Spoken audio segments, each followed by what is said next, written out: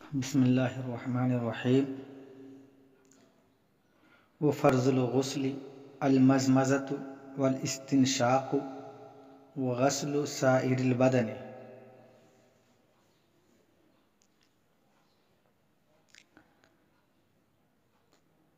یہ سبق نمبر 7 ہے۔ اس سے پہلے نواقض وضو کا تذکرہ تھا۔ نواقض وضو کے تذکرہ سے فارغ ہونے کے بعد صاحب کتاب غسل کے احکام کو بیان فرما رہے ہیں۔ غسل کے فرائض کو بیان فرمائیں گے، پھر ان کی سنتوں کو بیان فرمائیں گے، اور پھر اس کے بعد واجبات الغسل کو بیان فرمائیں گے۔ پہلے وضو کو بیان کیا اور بعد میں غسل کو بیان کر رہے ہیں۔ اس کی وجہ یہ ہے کہ وضو کا وقوع زیادہ ہے بالمقابل غسل کے، کہ غسل کا وقوع کم ہے، تو کثرت وقوع کی وجہ سے وضو کو پہلے بیان کیا گیا اور غسل کو بعد میں بیان کر رہے ہیں۔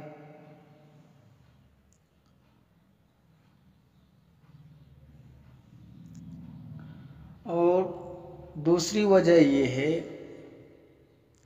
کہ وضو غسل کا ایک جز اور حصہ ہے، اور جز کل پر مقدم ہوتا ہے، اس لیے جز وضو کو پہلے لایا اور کل غسل کو بعد میں بیان کر رہے ہیں۔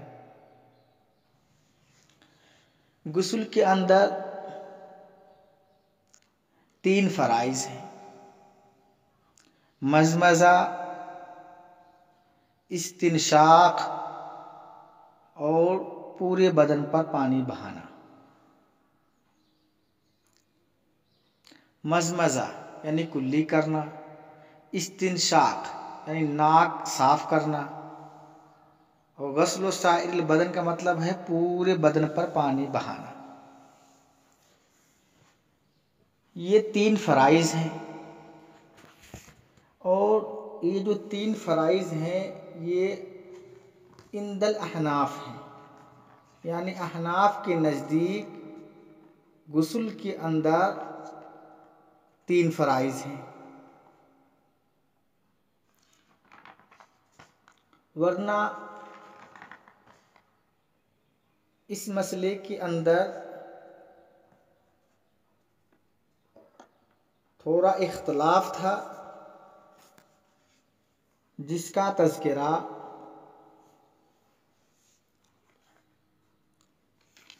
وضو کے بیان میں سبق نمبر 3 کے اندر یعنی سنن الوضو کے اندر ہو چکا ہے۔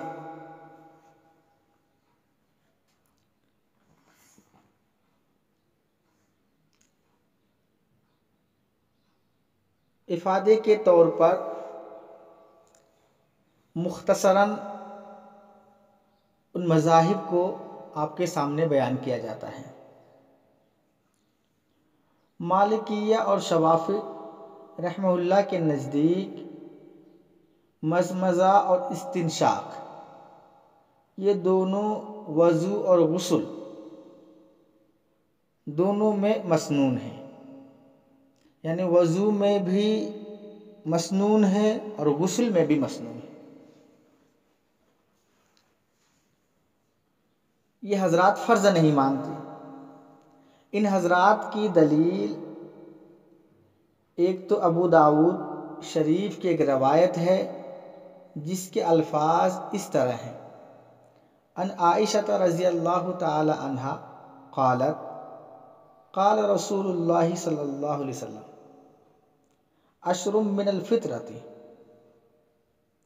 قص الشارب وإیفاء اللحیۃ والسواک والاستنشاق بالماء وقص الاظفار وغسل البراجم ونتف الإبط وحلق الآنت وانتقاض الماء، یعنی الاستنجاء بالماء۔ قال زکریا راوی الحدیث قال مصعب شیخ زکریا ونسیت العاشرۃ الا ان تکون المزمزۃ، یعنی اس روایت میں اللہ کے نبی صلی اللہ علیہ وسلم نے فرمایا کہ 10 چیزیں فطرت میں سے ہیں، یعنی سنت ہیں۔ ان میں سے استنشاق اور مزمزہ کو بھی اللہ کے نبی نے شمار کیا۔ تو معلوم یہ ہوا کہ مزمزہ اور استنشاق یہ دونوں سنت ہیں۔ ان حضرات کی پہلی دلیل تو یہ ہے۔ دوسری دلیل ان حضرات کی حضرت عمار بن یاسر رضی اللہ تعالیٰ عنہ کی روایت ہے، جس کے الفاظ ہیں ان رسول اللہ صلی اللہ علیہ وسلم قال ان من الفطرۃ المزمزۃ والاستنشاق، یعنی اللہ کے نبی صلی اللہ علیہ وسلم نے فرمایا کہ فطرت میں سے مزمزہ اور استنشاق ہے، یعنی دونوں مسنون ہیں۔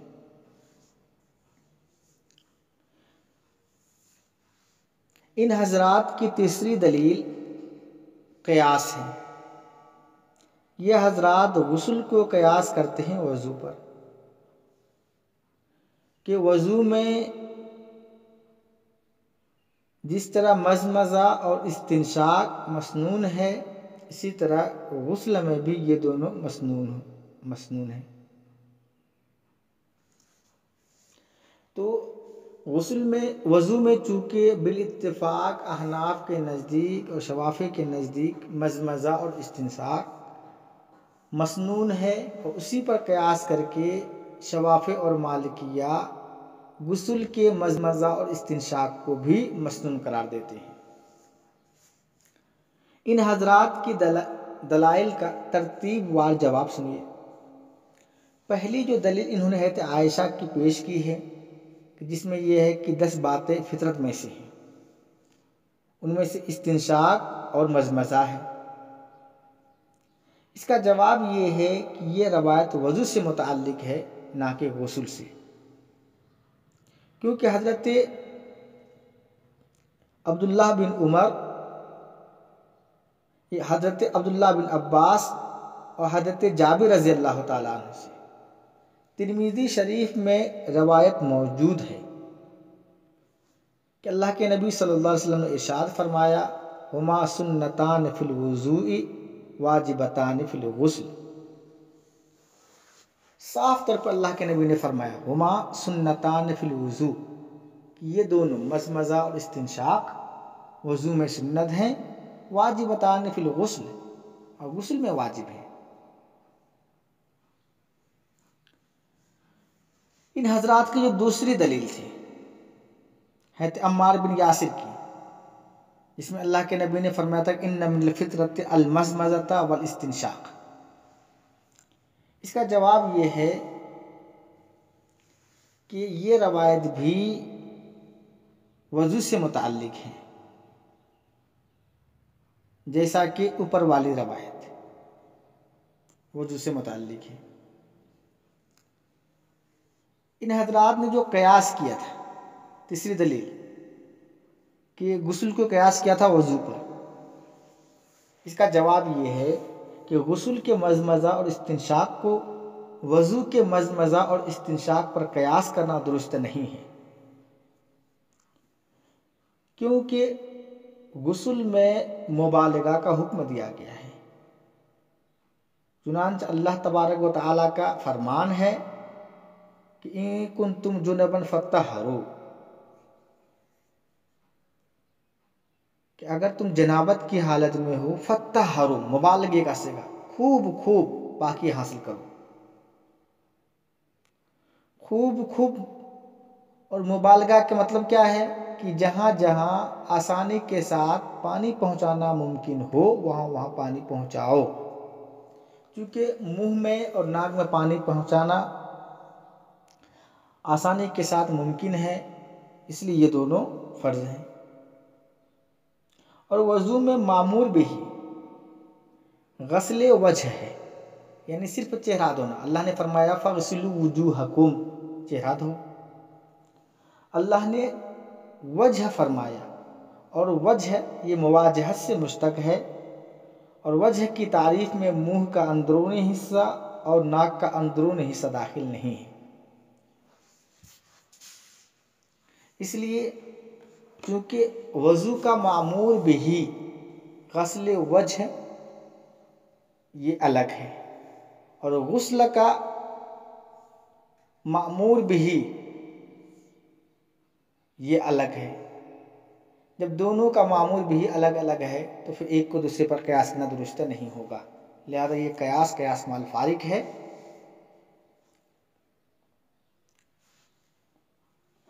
حنابلہ کے نزدیک مزمزہ اور استنشاق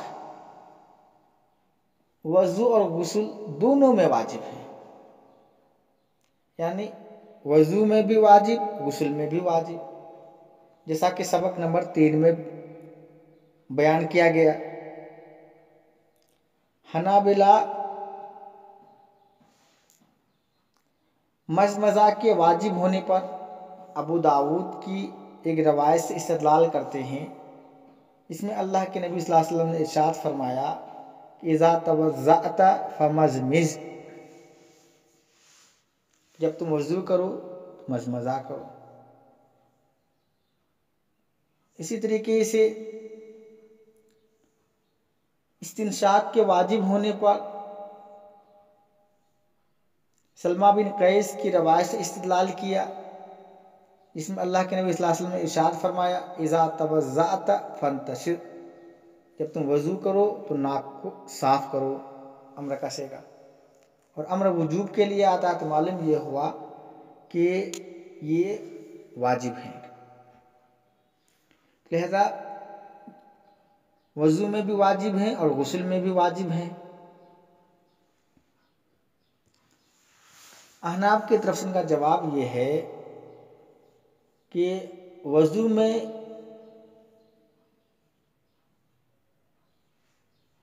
یہ دونوں مسنون ہیں، کیونکہ امر کبھی وجوب کے لیے آتا ہے اور کبھی سنن و استحباب کے لیے آتا ہے.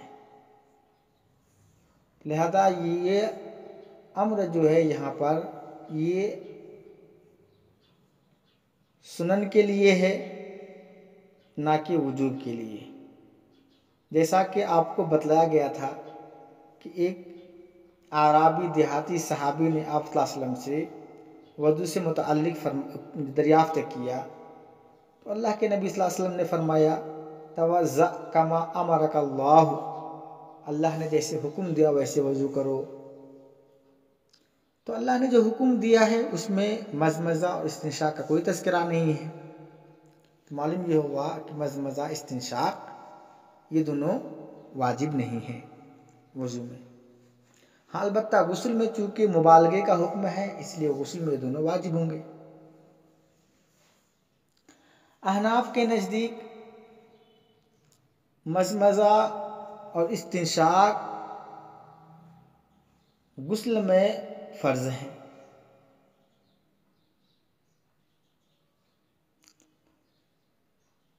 احناف جو ہے مزمزہ اور استنشاق کو غسل میں فرض مانتے ہیں اور وضو میں مسنون مانتے ہیں. احناف کی دلیل وہی روایت ہے جو اوپر مذکور ہوا، اس میں اللہ کے نبی صلی اللہ علیہ وسلم نے ارشاد فرمایا کہ ہما سنتان فی الوضو واجبتان فی الغسل، کہ یہ دونوں وضو میں تو مسنون ہیں لیکن غسل میں واجب ہیں، یعنی ضروری ہے.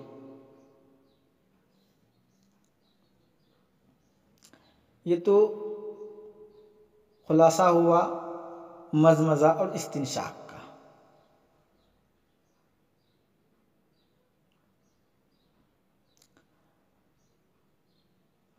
تیسرے فرائض بیان کیا وہ غسل سائر البدن، پورے بدن پر پانی بہانا، یعنی سر سے لے کر پاؤں تک کوئی ایک حصہ بھی ذرہ برابر خشک نہ رہ جائے۔ اگر کوئی حصہ خشک رہ گیا اور اس تک پانی نہیں پہنچا تو پھر اس کا وضو یہ غسل نہیں ہوگا۔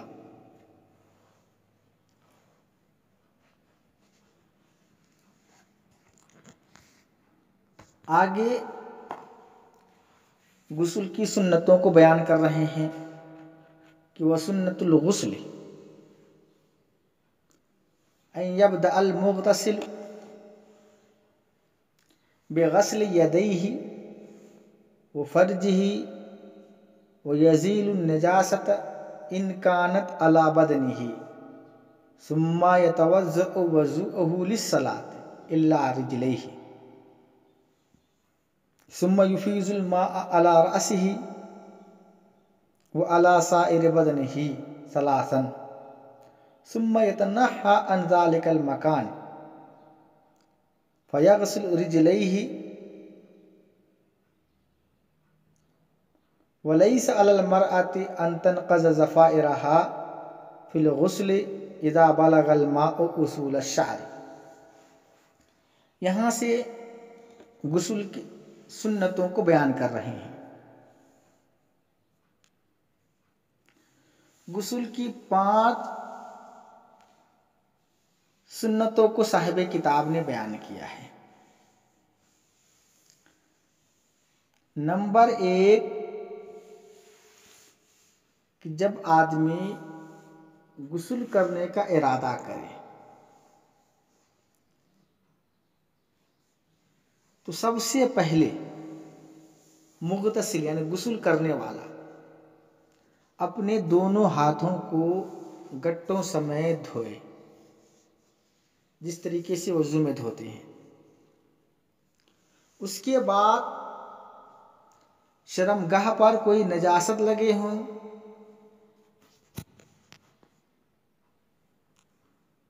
تو اس کو دھوئے۔ نمبر 3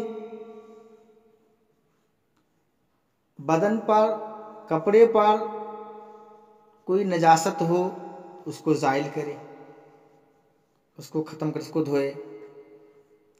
نمبر 4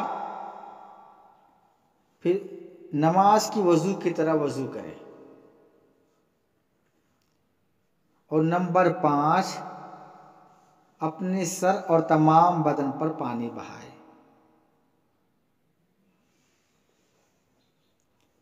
یہ 5 سنتیں کرنے والے ہیں کہ جو غسل سے پہلے کیا جائے گا۔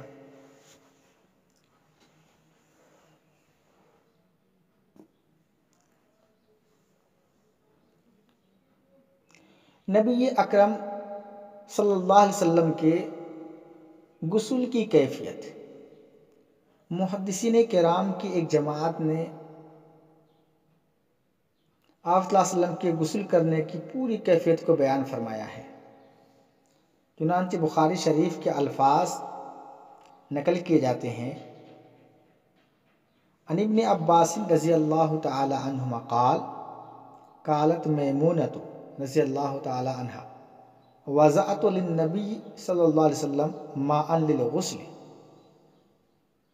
فغسل یدیہ مرتین او ثلاثا ثم افرغ على شماله فغسل مذاکیرہ ثم دلک یدہ بالعرض ثم مزمز واستنشق ثم غسل وجهه ويديه وغسل رأسه ثلاثا ثم افرغ على جسده ثم تنحى من مقامه فغسل قدميه۔ حضرت ابن عباس رضی اللہ تعالی عنہما روایت کرتے ہیں کہ حضرت میمونہ رضی اللہ تعالی عنہا نے فرمایا وضعت للنبی صلی اللہ علیہ وسلم کہ میں نے اللہ کے نبی صلی اللہ علیہ وسلم کے لیے غسل کے لیے پانی رکھا۔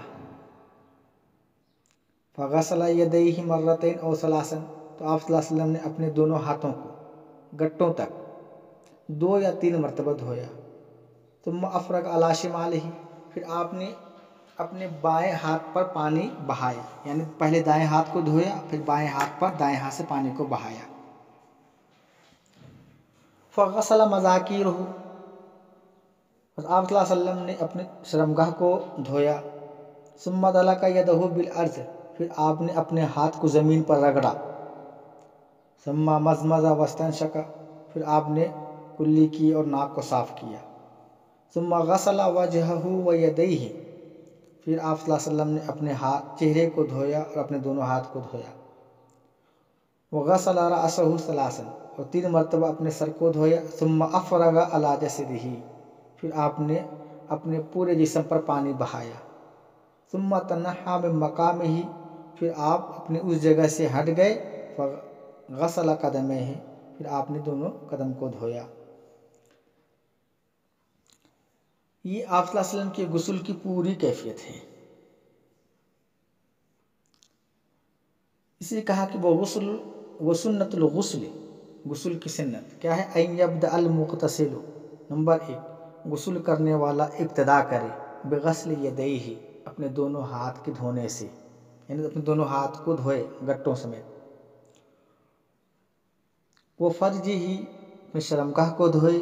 وہ یزیل النجاست ان کانت علی بدنہ، اور نجاست کو دور کرے اگر اس کے بدن پر ہو. ثم یتوضأ وضوءہ للصلاۃ، پھر نماز کی وضو کی طرح وضو کرے. الا رجلیہ، سوائے پاؤں کے، پاؤں نہ دھوئے. دیکھیے اصل میں پہلے ہوتا یہ تھا کہ لوگ کنویں کے پاس غسل وغیرہ کرتے تھے، تو کنویں سے پانی نکالتے غسل کرتے. تو غسل کرنے کے بعد چونکہ پانی جب گرتا تھا بدن سے تو وہ سارا پانی پاؤں کے پاس جمع رہتا تھا، اور سر سے بدن سے گرے ہوئے پانی چونکہ مائع مشتمل ہوتا ہے، تو اگر آدمی وضو میں پاؤں کو بھی دھو لے اور پھر اس کے بعد وہ پاؤں ایسی جگہ پہ رکھے جہاں پر مائع مستعمل جمع ہوتے ہوں، تو پھر غسل سے فارغ ہونے کے بعد ان کو دوبارہ سے پاؤں کو دھونا پڑے گا. تو پہلے پاؤں دھویا پھر بعد میں الگ سے دھونا پڑے گا، تو پہلے دھونے کا کوئی فائدہ نہیں ہوا، اس میں پانی کو ضائع کرنا ہوگا.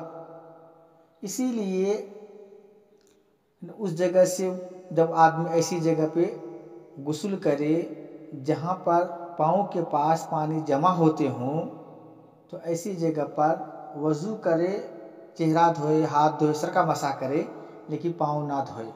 جب غسل سے فارغ ہو جائے تو آخر میں اونچی جگہ پہ آ کر پاؤں کو دھو لے.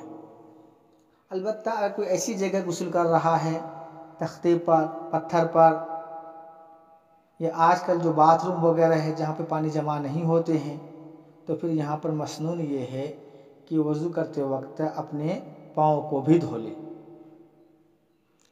کیونکہ یہاں پر وہ شبہ اور احتمال موجود نہیں ہے مائع مستعمل کے پاؤں کے پاس جمع ہونے کا. اور جس غرض سے اللہ کے نبی صلی اللہ علیہ وسلم نے پاؤں نہ دھونے کا حکم دیا تھا، چونکہ وہ غرض ابھی یہاں موجود نہیں ہے، اس لیے آدمی ابتدا میں ہی پاؤں کو دھو لے، اور پھر بعد میں جب غسل سے فارغ ہو جائے تو الگ سے پاؤں کو دھونے کی ضرورت نہیں ہے. ثم یتنحى عن ذلك المکان، پھر وہ اس جگہ ثم یفیض الماء علی راسہ، پھر وہ پانی کو بہائے اپنے سر پر اور اپنے تمام بدن پر 3 مرتبہ. ثم یتنحى عن ذلك المکان، جب پورے بدن پہ پانی کو بہا دے، غسل سے فارغ ہو جائے، کہتے ثم یتنحى، تو وہ آدمی اس جگہ سے ہٹ جائے. فیغسل رجلیہ، پھر اپنے پیر کو، دونوں پاؤں کو دھوئے. آگے کہتے ہیں وَلَيْسَ عَلَى الْمَرْأَةِ أَن تَنْقَضَ ضَفَائِرَهَا فِي الْغُسْلِ، اگر کسی عورت نے اپنے بال کو گوندھے ہوئے ہو، یعنی بالوں کی اچھی طریقے سے چوٹی بنا کر اس کو باندھ لیا ہو مضبوطی سے، اور اس کو کھولنے میں حرج ہو، تو ایسی عورت کے لیے حکم یہ ہے کہ اگر بال کے جڑوں تک پانی پہنچ جائے تو پھر ان کو اپنی چوٹی اور گندھے ہوئے بال کو کھولنا ضروری نہیں ہے، لیکن شرط یہ ہے کہ بالوں کی جڑوں تک پانی پہنچ جائے، بس بال کے جڑ تک پانی پہنچ جائے تو ان کے لیے غسل ہو جائے گا، اور وہ جو چوٹی اور گندھے ہوئے بال ہیں اس میں پانی پہنچانا ضروری نہیں ہے۔ چنانچہ مسلم شریف میں حضرت ام سلمہ رضی اللہ تعالیٰ عنہا کی ایک روایت ہے، وہ کہتی ہیں کہ قلت یا رسول اللہ انی امرأۃ اشد ظفر رأسی فانقذہ لغسل الجنابۃ قال لا انما یکفیک ان تحثی علی رأسک ثلاث حثیات ثم تفیضین علیک الماء فتطہرین، یعنی حضرت ام سلمہ رضی اللہ تعالیٰ عنہا کہتی اے اللہ کے نبی صلی اللہ علیہ وسلم، میں ایسی عورتوں میں سے ہوں جو اپنی چوٹی اور بالوں کو بڑی مضبوطی کے ساتھ گوندھ کر باندھتی ہے، تو کیا غسل جنابت کے وقت میں اپنے ان بالوں کو کھولوں گی؟ میرے لیے کھولنا ضروری ہے؟ اللہ کے نبی نے فرمایا لا، نہیں، انما یکفیک ان تحثی علی رأسک ثلاث حثیات، کہ تیرے لیے اتنا کافی ہے کہ تم 3 چلو پانی اپنے سروں پہ ڈالو، اور اس کے بعد پھر اپنے جو ہے کہ تمام بدن پر پانی کو بہاؤ، تم اس سے پاک ہو جاؤ گے۔ تو معلوم یہ ہوا کہ اگر پانی بال کی جڑوں تک پہنچ جائے تو پھر بال کو کھولنا یہ ضروری نہیں ہے، اور اگر بال کے جڑوں تک پانی نہیں پہنچ رہا ہے تو پھر ان کے لیے بال کا کھولنا ضروری ہوگا، کیونکہ بغیر بال کے جڑوں تک پانی پہنچائے غسل نہیں ہوگا، اس لیے بال کے جڑوں تک پانی کا پہنچنا تو ہر حال میں ضروری ہے۔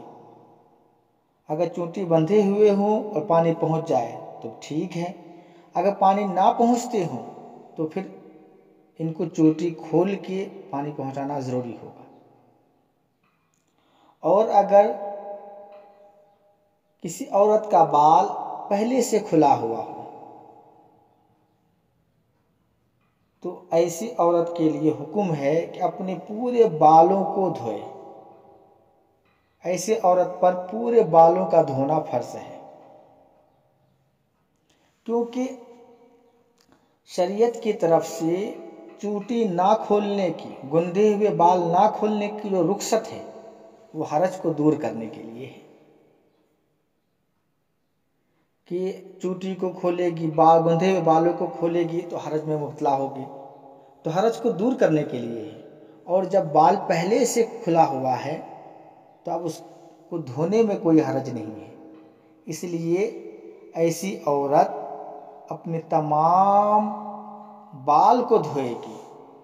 اب یہاں پہ صرف بالوں کے جڑ تک پانی پہنچانا کافی نہیں ہوگا، بلکہ پورے بالوں کا دھونا اور پورے بالوں کو بھگونا ضروری ہوگا،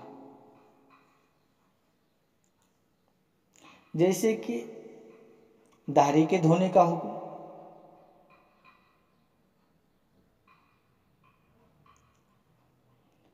اب اگر کوئی آدمی اپنی داڑھی کو باندھ لے تو اس آدمی کے لیے داڑھی کا کھولنا ضروری ہے، کیونکہ مرد کے لیے داڑھی کے باندھنے کا حکم نہیں ہے، اس لیے داڑھی کو کھولنا ہے ان کو۔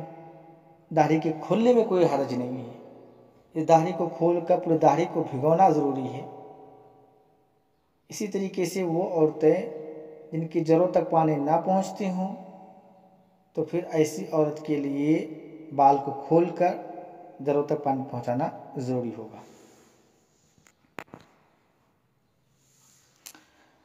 آج کا سبق اچھا ترجمہ دیکھ لیجیے۔ وَلَيْسَ عَلَى الْمَرْأَةِ أَن تَنْقِضَ ضَفَائِرَهَا فِي الْغُسْلِ، اور نہیں لازم ہے عورت پر اپنے گوندے ہوئے بال کو کھولنا غسل میں، اِذَا بَلَغَ الْمَاءُ أُصُولَ الشَّعْرِ، جبکہ پانی بال کی جڑوں تک پہنچ جائے۔ آج کا سبق یہیں پہ پورا ہوتا ہے۔ اگلا سبق موجبات غسل ہوگا انشاءاللہ تعالی۔ وما توفیق الا باللہ العظیم۔